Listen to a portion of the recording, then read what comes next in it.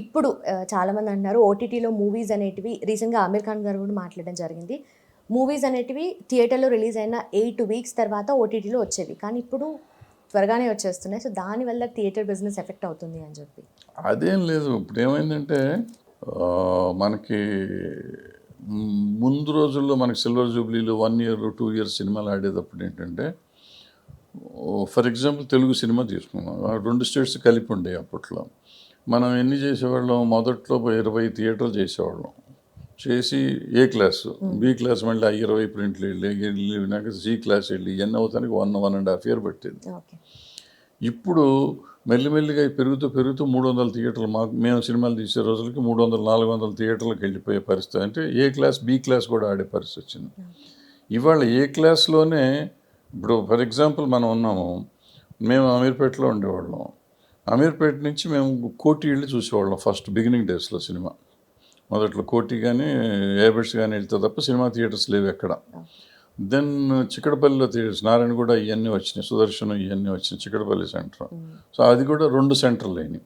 ఆ తర్వాత మీకు లకిడికాపూల్ సెంటర్ అయింది, మళ్ళీ అమీర్పేటలో థియేటర్లు వచ్చినాయి, ఎర్రగడ్డలో థియేటర్స్ వచ్చినాయి.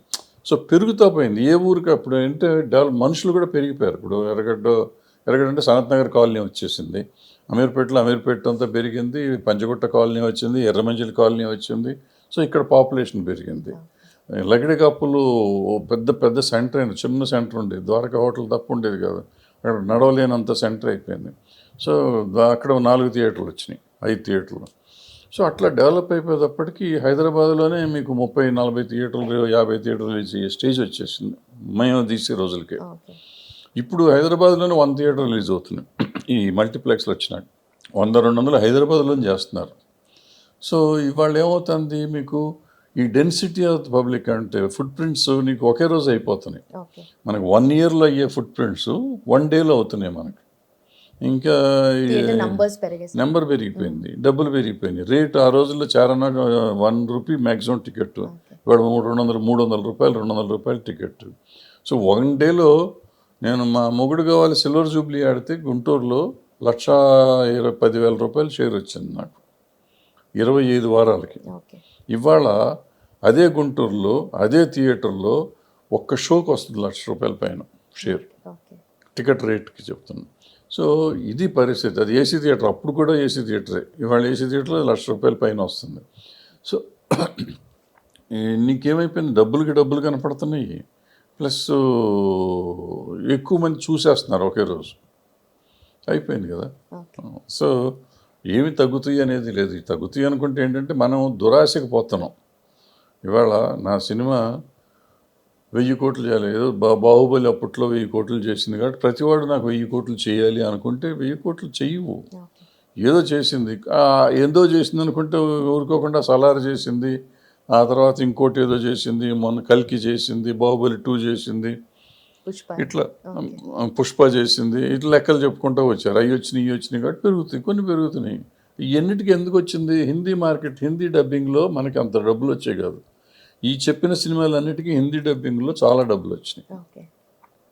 సో హిందీ, మనకు తెలుగు సినిమాలు మీకు ఎక్కడ 200-300 దగ్గర ఆగిపోయినాయి అన్నీ కూడా. హిందీ డబ్బింగ్లో 600-700 కోట్లు కూడా చేసేసినాయి. సో దాంతో ఏమైపోయింది, 1000 కోట్లు అనేది చాలా ఈజీ నెంబర్గా కనపడతా వచ్చింది మనకి. సో ఎంతకాలం ఉంటుంది, అంతకుముందు హిందీ వాళ్ళే మన దగ్గరికి వచ్చి ఆడేవి, ఇప్పుడు మనం వెళ్ళి ఆడ దగ్గర ఆడుతున్నాం.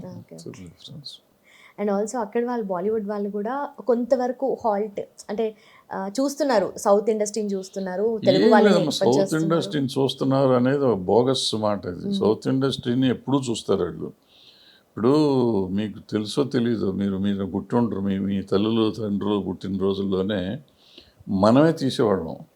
ఏవిఎం, జెమినీ, ఇంకొక వేరే కంపెనీ, 2-3 కంపెనీలు ఉండి వీళ్ళే తీసేవారు సినిమాలు, తెలుగు హిందీ సినిమాలు. దిలీప్ కుమార్ గారు పక్షిరాజా వాళ్ళు, దిలీప్ కుమార్ గారు పక్షిరాజాలో చేశారు 3 సినిమాలు, ఆజాద్ బజాద్ చేశారు. పైగామ అవన్నీ దీంట్లో చేశారు, పైగామ ఇన్సానియత్ జెమినీలో చేశారు ఆయన. దిలీప్ కుమార్ దేవానంద్ అక్కడ చేశాడు చాలా సినిమాలు ఆ రోజుల్లోనే. సో జితేంద్ర వచ్చినాక అన్ని సినిమాలు సౌతే చేసేవాడు. దాసరి నారాయణరావు గారు, బాపయ్య గారు, రాఘవేంద్రరావు గారు, బాపు గారు, బి గోపాల్ గారు, పి సాంబశివరావు గారు, వీళ్ళందరూ తెలుగులో ఎన్ని చేశారు, హిందీలో కూడా అన్ని సినిమాలు చేశారు వీళ్ళు. సో మొత్తం Hindi cinema was dominated by us. LV Prasad గారు వెళ్ళినాక ఎల్వి ప్రసాద్ గారు మొత్తం dominating, Prasad productions Hindi cinema ఇండస్ట్రీని ఏలింది చాలా కాలం. ఓకే. ఆ తర్వాత పద్మాలయ వెళ్ళి కొంతకాలం, పద్మాలయ ఏలింది కొంతకాలం. రామ్ గోపాల్ వర్మ వెళ్ళినాక రామ్ గోపాల్ వర్మ వెళ్ళాడు, ఆర్జీవి ఫ్యాక్టరీ అని చెప్పి. సో ఈ మనం లేదు, మనం చూడకుండానో మనం లేకుండా అసలు హిందీ సినిమానే లేదు. హిందీ సినిమా మొత్తం మన మీద ఆధారపడి ఉంది. ఓకే. బట్ నార్మల్గా ఈ మూవీ రిలేటెడ్ ఈవెంట్స్లో కానీ, ప్రీ రిలీజ్ ఫంక్షన్లో కానీ, డైరెక్టర్స్ కానీ అంటే హీరోస్ కానీ కూడా ఈ మాటలు ఎక్కువగా చెప్తూ ఉంటారు. బాలీవుడ్ ఇండస్ట్రీ మన వైపు చూస్తుంది, మన వీళ్ళకి డైరెక్టర్స్, మన తెలియదు, రైటర్స్ని వాళ్ళకి చరిత్ర కావాలనుకుంటుంది అని తెలియకపోవటం, చెప్పి. చరిత్ర ఓకే. తెలియకపోవటం అంతే.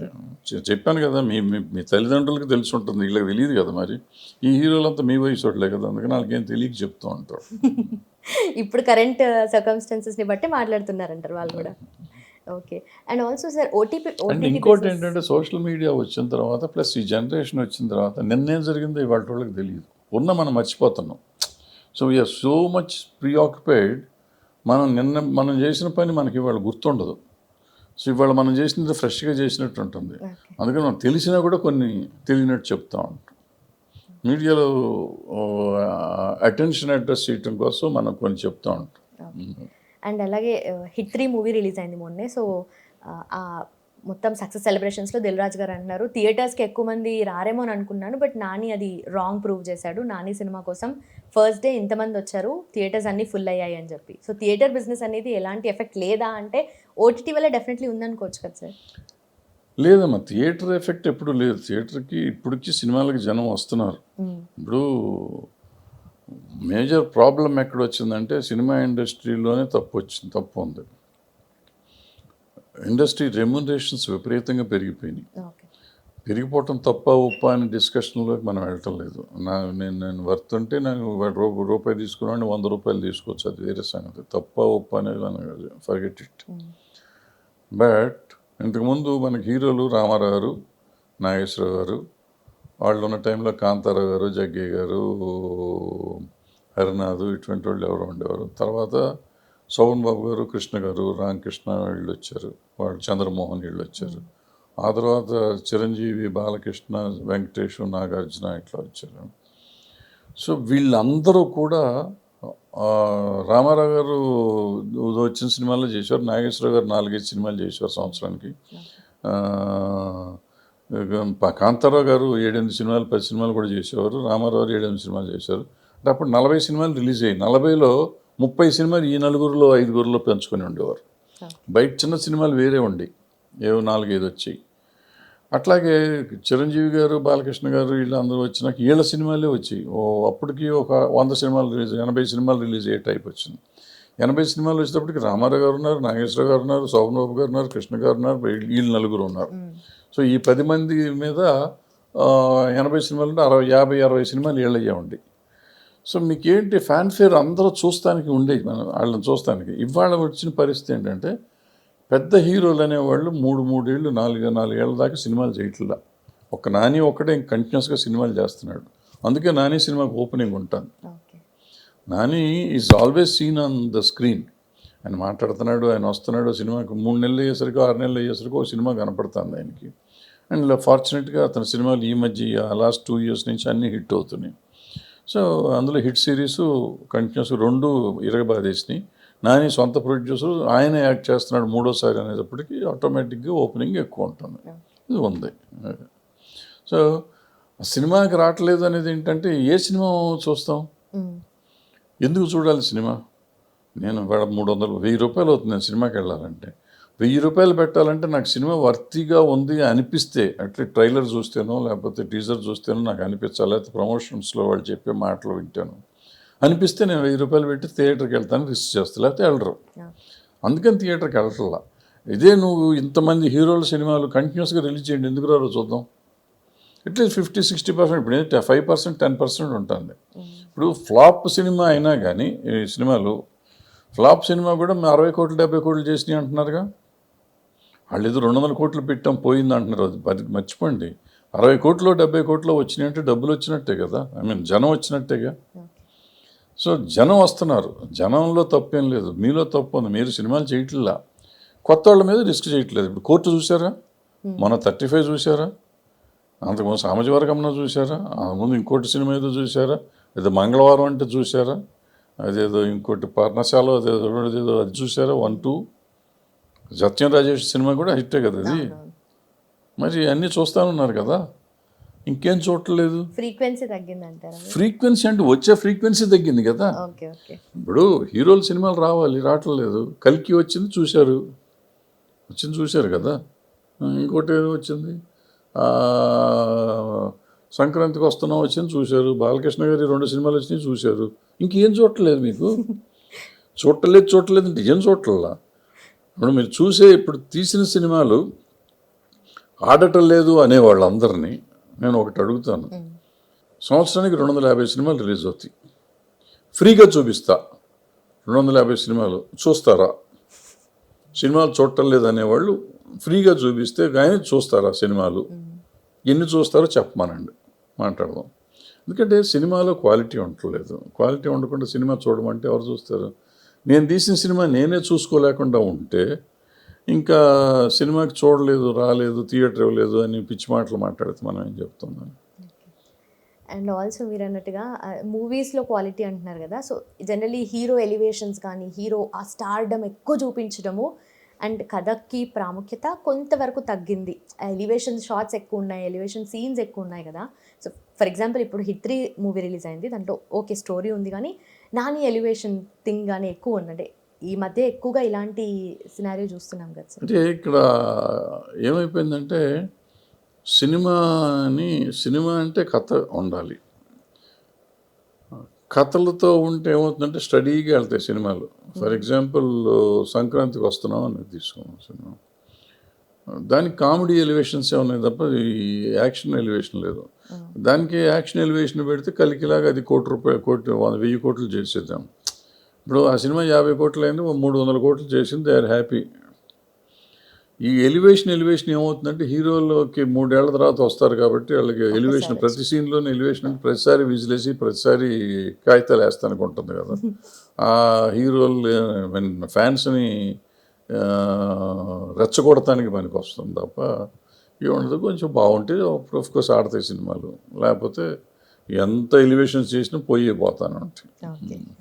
సో ఎలివేషన్ అనేది ఎప్పుడు కరెక్ట్ కాదు, టెంపరీగా ఉండొచ్చు, ఇవాళ నడవచ్చు, రేపు ఇట్స్ నాట్ రైట్ నాకు తెలిసినంతవరకు. అండ్ మీకు తెలిసిన దాంట్లో సార్ ఇప్పుడు డిస్ట్రిబ్యూటర్స్ ఎంతవరకు హ్యాపీగా ఉన్నారు మూవీ డిస్ట్రిబ్యూషన్? డిస్ట్రిబ్యూటర్స్ ఎంత అసలు ఉంటే కదా, డిస్ట్రిబ్యూటర్ ఉంటే కదా హ్యాపీగా ఉండటానికి.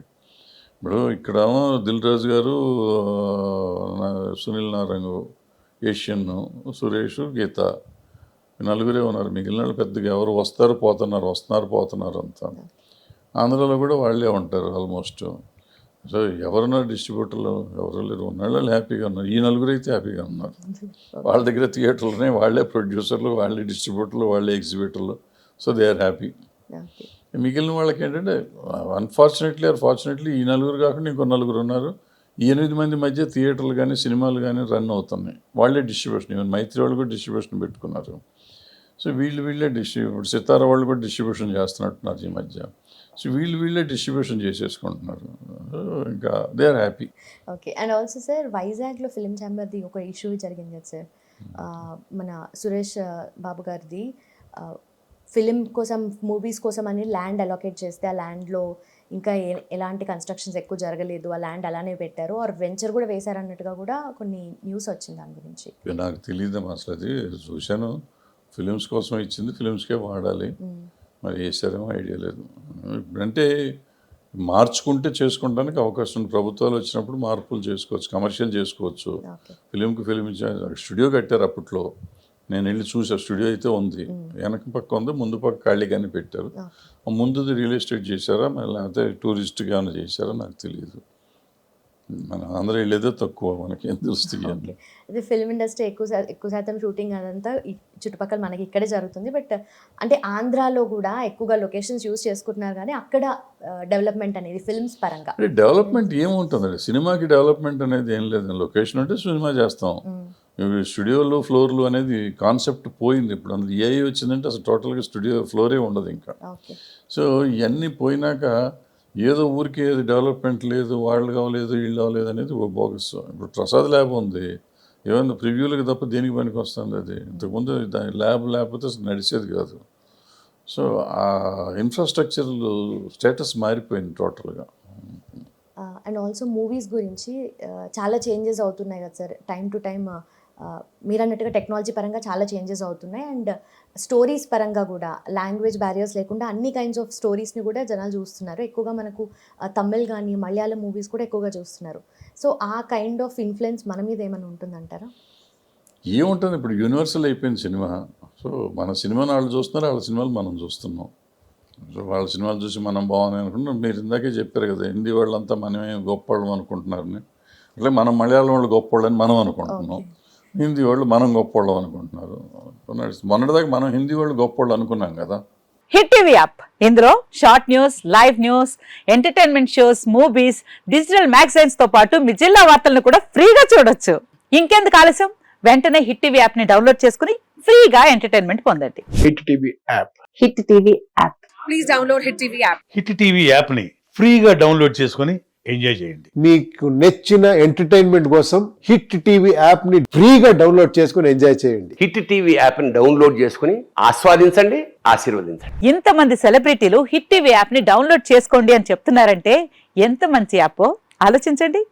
అమెరికా అమెరికా అమెరికా అమెరికాలో చదవాలనుకునే వాళ్ళకి విశ్వసనీయమైన పేరు మన శౌర్య కన్సల్టెన్సీ. UK లో 1 year masters. UK లో 1 year masters. 2 years work permit up to 5 years visa. Contact Saurya Consultancy. Contact 89851 89851.